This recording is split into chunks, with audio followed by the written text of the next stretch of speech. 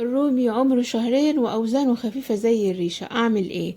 السؤال ده بيجيلي كتير قوي ومن ناس كتيرة قوي. الرومي بتاعي وزنه خفيف، الرومي عمره 3 شهور وقرب على 3 شهور ووزنه خفيف. انا هقولك بقى ازاي تخلي الرومي ما شاء الله وزنه تقيل وزي الفل، وهقولك على السبب اللي مخلي الرومي بتاعك وزنه خفيف، وازاي تخليه يبقى وزنه تقيل ويشيل اوزان معاكي باذن الله. نبدأ الفيديو ونسمي الله ونصلي على رسول الله صلى الله عليه وسلم. في أقولك الأسباب اللي بتخلي الرومي وزنه خفيف، وكمان العلاجات بتاعتها، وأقولك على الوصفة اللي تأكليها للرومي بتاعك علشان يجيب معاكي أوزان ويتقل إن شاء الله. أول حاجة، الرومي أنواع، في انواع كتيره جدا من الرومي بتبقى يعني انتوا عارفين مثلا، انت لو انت بتربي طيور وعارفه الفراخ الساسو مثلا، بتجيبي فراخ ساسو جيل اول، واحيانا تجيبي فراخ ساسو جيل تاني. جيل الاول بسم الله ما شاء الله تلاقيها شالت معاكي اوزان ايه، وتلاقي الفرخه قد كده. تمام، السلاله نفسها بتاعتها حلوه، سلاله الفرخه نفسها حلوه، يعني لو انت بتاكليها تراب هتتخن وهتتقل. اما في سلالة تانية بتبقى ضعيفة او جيل تاني، فمش هتبقى تشيل معاكي وزن بسرعة، دي بتحتاج منك وقت شوية، بتحتاج ان انت تطولي بالك عليها اكتر. بدل ما كانت مثلا هتذبحي منها على شهرين، هتضطري تستني لحد كمان 20 يوم او 15 يوم زيادة. نفس الموضوع في الرومي، الرومي البرونزي الاسود، في منه انواع، يعني في منه انواع بيبقى حاجه تطلع مثلا حظك حلو فيها. انا كنت جايباها قبل كده ومربيها معاكم على القناه، كان الله اكبر عليك بجد، كان بسم الله ما شاء الله 3 شهور وشال معايا 3 كيلو. اما الرومي اللي قدامنا ده، وانا متاكده ان انت كلكم عندكم، لان هي بتبقى المزارع تقريبا قريبه من بعضها، فبيبقى زي ما تقولي كده جيل تاني، جيل تاني بيبقى عمال يكبر وخفيف في الوزن. في الحالة دي اعمل ايه وايه الحل؟ ده سبب، يعني السبب الاولاني نوعية الرومي نفسه، نوعية الرومي نفسه. السبب التاني ان انت ممكن تكوني ما خدتيش بالك منه وهو صغير، ما اسستهوش كويس. لو عايزه تعرفي تاسيس الرومي كويس اكتبي لي في التعليقات، احط لك الرابط بتاع الرومي ده من اول يوم احنا جايبينه ومؤسسينه بفضل الله. كويس جدا. طيب انا اسست الرومي كويس وبرضه لسه وزنه خفيف، الرومي بتاعك اول ما يعدي شهر لازم تبدأي تشتغلي معاه بشرب الديدان مستمرة، شرب الديدان كل 15 يوم، ده لازم وحتما ولا بد، اساسي كده، لازم شرب الديدان كل 15 يوم. دي نقطة. النقطة التانية لازم تجوعيه، زي ما انتوا شايفين كده واقع من الجوع، ومحطش له الاكل لما يكون شال كل الاكل اللي قدامه، سيبه يجوع كده ويحترم نفسه، لان لو دلعتي الرومي هيفضل يتدلع عليكي، لان هو اصلا بطبيعته دلوعه قوي، ورقيق في اكله وبينتقي اكله قوي، ويعني عارفه. انا كنت جايبه معاهم 10 فرخات بلدي، اللي عارفين الدوره دي. انا ندمت ان انا جبت معاهم الفراخ البلدي، قولي لي ليه؟ اقول لك ليه. الفراخ البلدي ديت يا جماعة، آه ما شاء الله خدت الأكل كله، خدت الغذاء كله. أولا بتاكل باستمرار، الرومي مش بياكل باستمرار، فبقت بتنقي الحلو قبل الرومي ما يلحق ياكل ولا ينقي الرومي. عارفة كأنك مقعدة حد مثلا من مدينة نصر ياكل برقة وشياكة وكده، مع حد تاني بقى ايه من الجماعة اللي هم بيحفوا الحريفة، فهياكل أكله. فهو ده اللي حصل، انت جبتي حد كيوت قوي مع حد متوحش قوي. الفراخ البلدي عملت كده، اكلت كل الاكل كله من الفراخ. فانا حاسه انه ده سبب من الاسباب اللي اثرت على الفراخ، ودي اول مره اعملها، وقلت اجيب بقى بالمره يشجعوهم، وكانت الدنيا ساقعه تقريبا اول ما جبته، فقلت يدفوهم الكلام من ده يعني. دي حاجه. الحاجه التانية بقى بالنسبه برضو للفراخ دي، ان الديوك الحلوين دول بيضربوا الرومي الغلبان ده.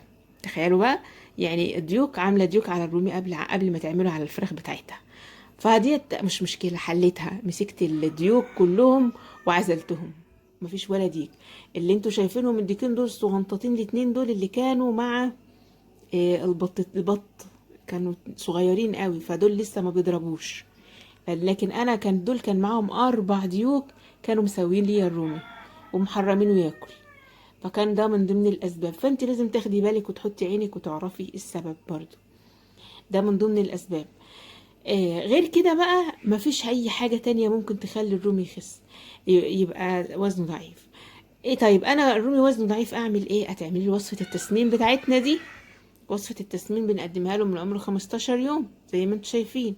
والحلة دي انا مش هاين عليا ان انا اقطعها عنهم، اللي هي كنا بنعمل شوية شعرية وشوية رز ونغليهم في كوبايتين مية، ما شاء الله كانوا بيتضاعفوا ويبقى حاجة كبيرة كده. فانا طول ما عندي كتاكيت صغيرة بقول بدل ما بتعملي لدول اعملي للكل.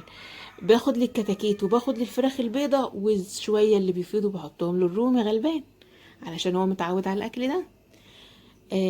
الوصفة اللي انا عاملها لك النهاردة دي ما شاء الله مهما كان وزنه ضعيف هيبقى وزنه جميل جدا. امتى تقولي الرومي وزنه ضعيف؟ لما يوصل 4 شهور او 5 شهور ويبقى وزنه ضعيف. لكن 2 و3 ده ما تبصيش للاوزان بقى، لان مش كل الرومي بيتقل في 2 و3. زي ما قلت لك نوعية معينة هي اللي بتتقل في 2 و3، اللي بيبقى اللي بيقولوا عليه جيل اول. انما واضح ان اللي موجود دلوقتي في المزارع جيل تاني. يعني ايه جيل اول وجيل تاني؟ انا دلوقتي بشرت بطاطا وبطاطس، دي الحلة اللي احنا بنعملها للكتاكيت بتاعتنا.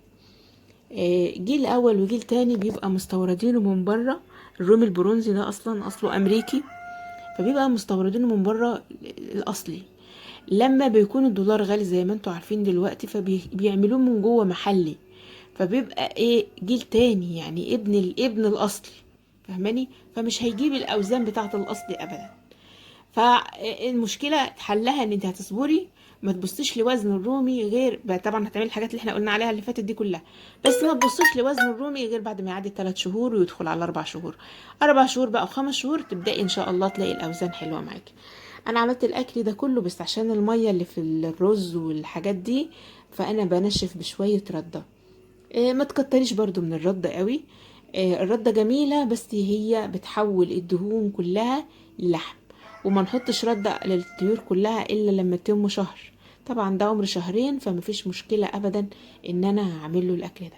كميه الاكل دي بسم الله ما شاء الله كميه كبيره، تقدري تقسميها على 2 3 مرات.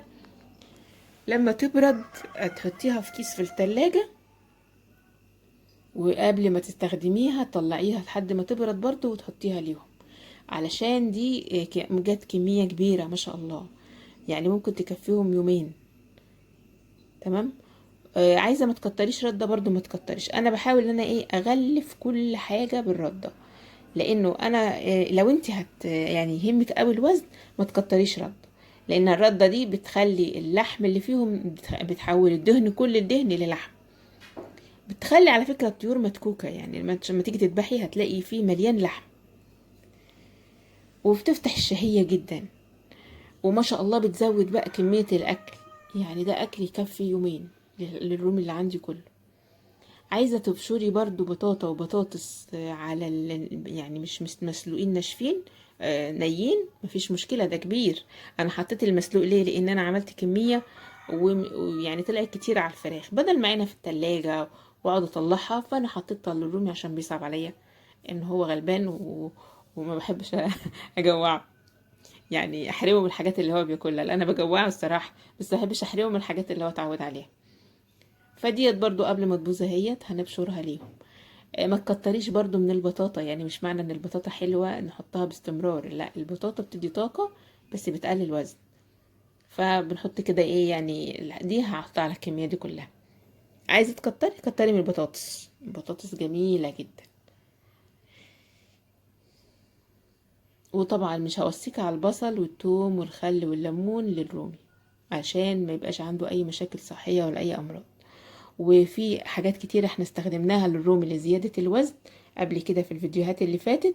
لو عايزة الرابط بتاع الدورة دي من اول يوم لاخر يوم اكتبي لي في التعليقات. خرطت عليهم شوية بصل كده وقدموا بقى للرومي. الرومي بيتجنن بقى على البصل والاكل ده والحاجات دي، بس ده يعني ما بيلحقش يتهنى بسبب الفراخ الملسوعة اللي بتاكل الاكل بتاعه. مش عارفة اعزلهم عنهم، حتى الفراخ البرابر دي كمان عايزة اعزلها بس مش عارفة. هحاول اوسع لها مكان واعزلها فيه ان شاء الله بعيد عن الرومي. اتمنى يكون الفيديو، ولو استفدتي من الفيديو يا ريت تدعمينا بلايك وبتعليق جميل كده. يا ريت تكتبوا لي 5 تعليقات ورا بعض، ان شاء الله قلوب حتى او ورد او اي حاجه. تعملي 5 تعليقات كده ورا بعض، او تصلي على رسول الله صلى الله عليه وسلم، وتشيري الفيديو لكل اصحابك وحبايبك عشان تدعموا القناه، علشان يعني اكمل، عشان انا تشجعوني، لان انا بجد عندي احباط. شكرا والسلام عليكم ورحمه الله وبركاته.